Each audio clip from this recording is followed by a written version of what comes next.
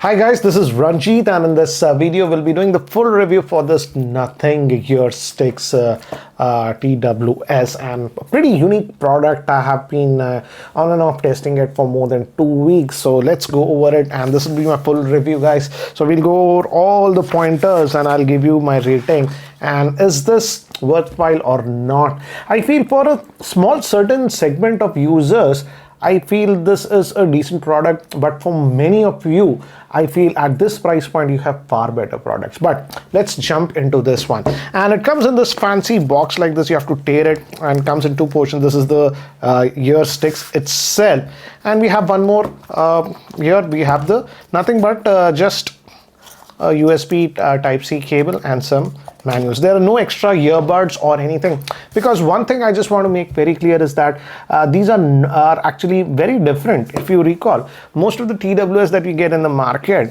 have this in-ear design, so these actually go inside your ear. You push them in. This one is just like the AirPods. Here they don't go inside your ears. This, as you can see, this is big, so they just rest it over here, so they don't go inside your ear canal. So that's the big difference, and because of that, the sound signature is also slightly different compared to many TWS that are in ear. Again, as I told you, this comes in this one. This is made of plastic, and you just rotate this to open it up like this, and you can take it out, and these are magnetic, so they easily slot in here. And I rotated this quite a bit, nothing happened, so this is durable. But again, the design, yes, it definitely looks like a lipstick case, a big lipstick case, no doubt about it. And here we have a USB Type-C port that I'll be using for charging, and this is the pairing button, so you can press this and pair it with devices. So it just has the Nothing branded over here, so certainly pretty unique. But yeah, this is a design that they are having.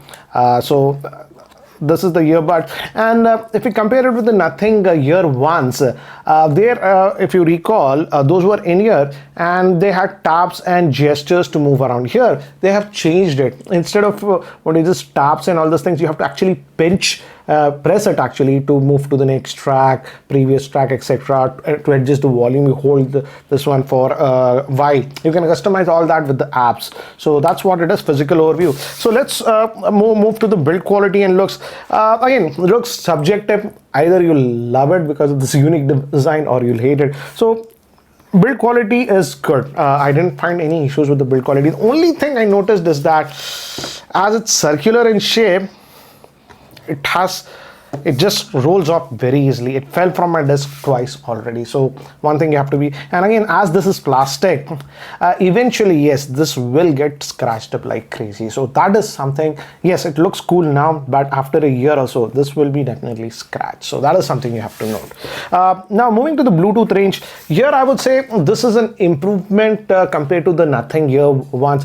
Those actually did have some Bluetooth issues at times. Suddenly one of the earbuds used to disconnect, or never, again you have to try multiple times. Here I think so they completely nailed it. Here I did not have any issues with the Bluetooth connectivity on this one, and the range is also good.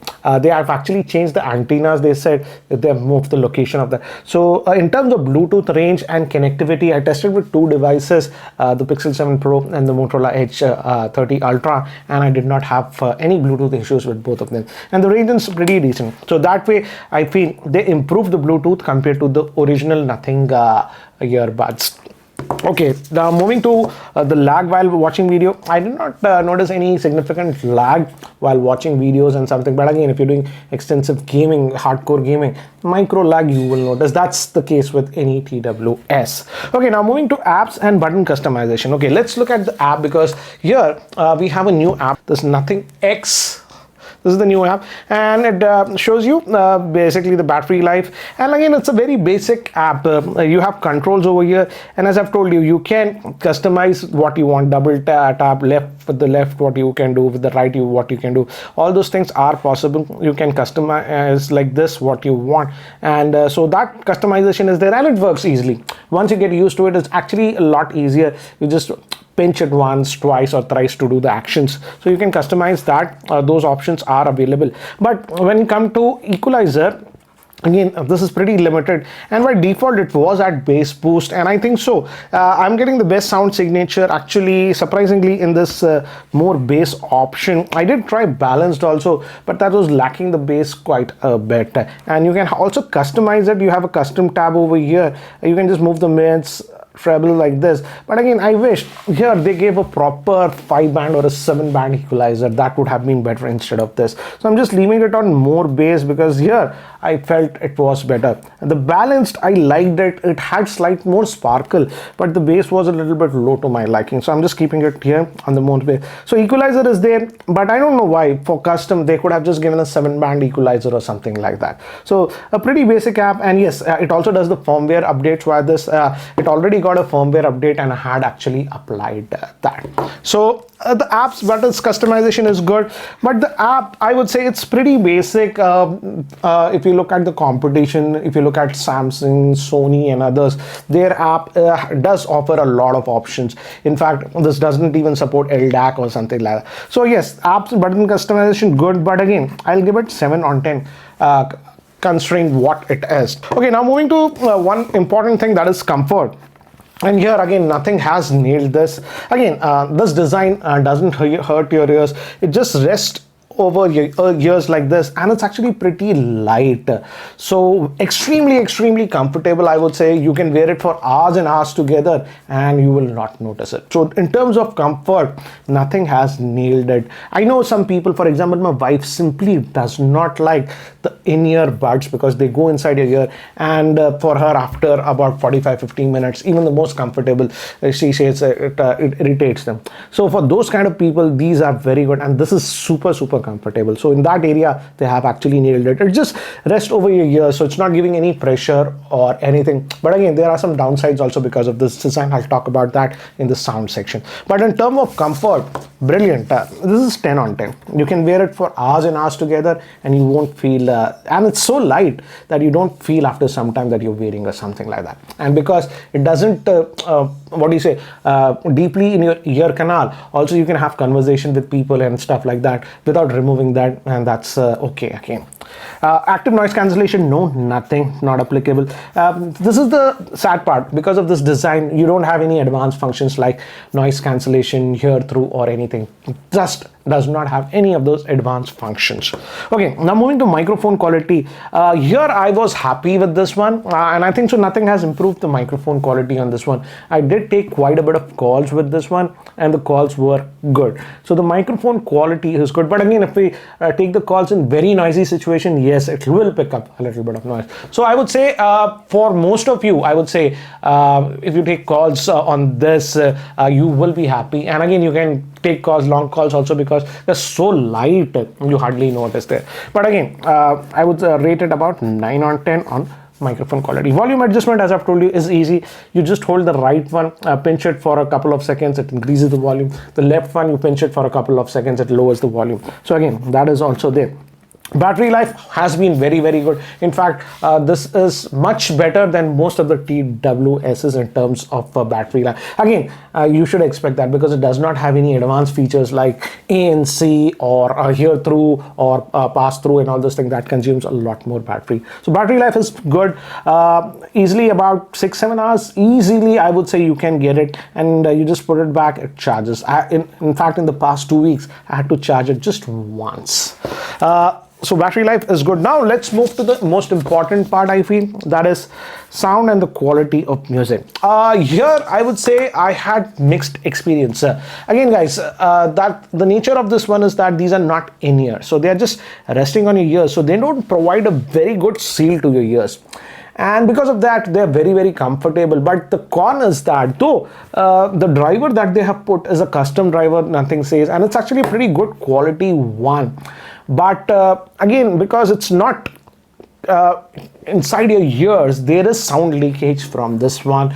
And I would say in terms of bass, though the bass is good, I felt it was slightly lacking. I got the exact sound signature I wanted in terms of bass when I was just pressing them like this slightly, and that created the best sound signature I want. But because of the nature of this one, the moment you leave it, the bass slightly leaks, I would say. So overall, I would say they have done a great job for this sort of a design, but many of you will start comparing it with in-ears, and if you do that, the in-ears actually do produce better sound signature. Even the Pixel Buds A, which is now for about 6,000 rupees, does produce far better sound signature than this one.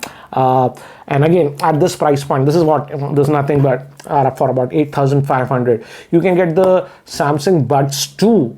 Those are the in-ear ones for about 8,500 or 9,000, and they offer better sound quality. They have ANC and all those things. So sound quality, don't get me wrong, for this sort of design, I like the sound quality. The bass is also there, but again, if you are expecting that super deep bass in their marketing, they're calling, yes, it's there, but you have to constantly press it like this to get that seal, and the moment you leave it, you won't get it.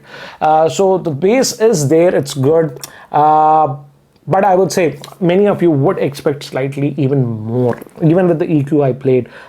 So that's what the midtones are surprisingly produced very, very well. So I would give the bass actually a very healthy 8.5 out of 10, considering the design that it is. Midtones were also produced very, very well. I would say 9 on 10. The high tones, again, this is something that I'm noticing a lot these days. Here, it goes down slightly. I would say the spark was slightly missing. I'd give 8 on 10. So overall, I would say sound signature is somewhere about 8 on 10. This is actually, again, very good for this open design. I'm just wondering if nothing makes new earphones using the same drivers and make them in-ear, they will sound like bonkers. Now let's talk about the overall ratings. Comfort, as I've told you, brilliant. Still, I'm just wearing it. I hardly feel it's there. I'm going to give it 10 on 10. Features and ease of use, again, because of the app, I feel the app is pretty basic. There is a room for improvement. They could have given a proper EQ and all those things. I would give it a 7.5 out of 10. ANC not applicable. Here again, it loses point if you're expecting ANC, hear through and all those features. This one simply does not have that. Microphone quality, very, very good. As I've told you, 9 on 10, I would say. Music and sound signature, 8 on 10. Overall score, if I have to say, for this sort of a design, again, AirPods are the only ones that are offering this sort of a design. Most of the other vendors, even Samsung, Pixel Buds and others, are opting for in-ear because of the superior seal that you get, and that moves to the sound quality. Overall score, if I have to give it, I will give it a solid 8 out of 10. Now, if I talk about the pricing of this one, these are priced for about 8,500 in India, and it's sold via Flipkart. And I feel for that price point, I feel there is certainly a premium to this one. I would say if these were priced at about 6,500, these would have been great, because as I've told you, you can get the Pixel Buds A. Yes, those are in-ear, though they're pretty comfortable. You can watch my review. I'll leave the link in the description. Those you can have it for about 6,000, and they do sound better than this one. In fact, if you spend close to this one, the pricing of this one about 8,500, you have the Samsung Buds 2, which again sound excellent there, but they also have advanced features like active noise cancellation, hear through and all those others, jing bang and all those things. So again, I feel in India, the pricing of this one is not that competitive, though it's a very good product, I would say. And I feel this is a right product for someone who just simply does not like these in-ear designed earbuds. There are people, for example, my wife simply hates these in-ears. She feels claustrophobic. So if you're that kind of a person, you can definitely have a look at this one. You will be overall happy with the performance of these. So what do you feel about these nothing sticks? What do you feel about them? Certainly a very different kind of a design, I would say. I just hope they got the pricing a little bit right in the Indian market. But anyways, what do you guys feel about the same? Do let me know in the comment section below. Anyways, guys, that's it for now. Thanks for watching. This is Ranjit, and I hope to see you in my next video. Take care, guys.